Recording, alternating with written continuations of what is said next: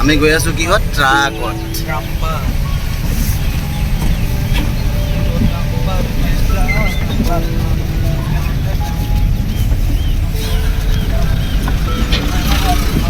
বন্ধুসকল, এই নদীখন দেখিছে আপোনালোকে? এই নদীখনেই হৈছে সোৱণশিৰি নদী। আৰু কৰ্মসূত্ৰে মই আহিছোঁ আজি গেৰুকামুখ। গোগামুখ পাৰ হৈ গেৰুকামুখলৈ আহিছোঁ।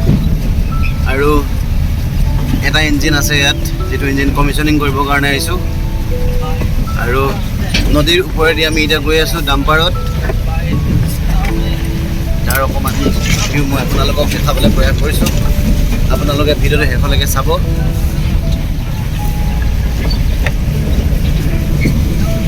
এয়া দেখিছে, নদীৰ ওপৰেদি আমি গৈ আছোঁ।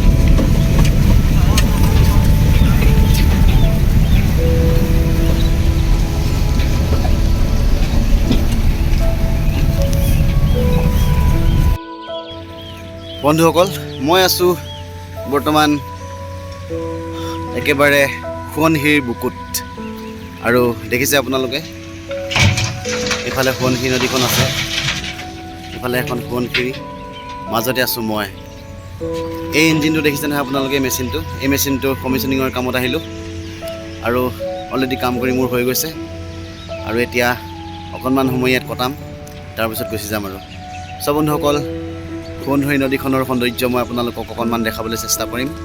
আপোনালোকে ভিডিঅ'টো শেষলৈকে চাওকচোন। বন্ধুসকল, এয়া দেখিছে আপোনালোকে, যিহেতু গেৰুকামুখত আছোঁ আৰু এইখন যিহেতু সোৱণশিৰি নদী, একেবাৰে পাহাৰৰ পৰা বৈ আহিছে সোৱণশিৰি নদীখন।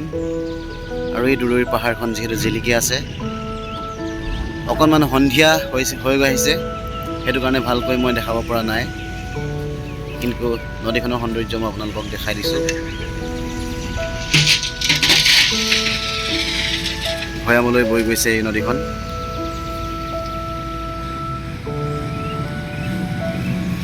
ইয়াত যিহেতু পলস শিলগুটি উলিওৱাৰ কাম চলি আছে, তো সেইটো কাৰণে আপোনালোকে ডাম্পাৰ, XCMG বা ফকলেণ্ড দেখিবলৈ পাইছে।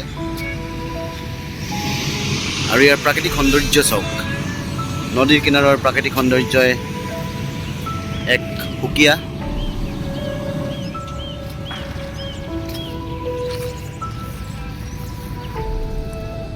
নদীৰ পানী একেবাৰে চফা, নীলা বৰণৰ পানীৰ সুভাষ বিয়পি আছে ইয়াতে।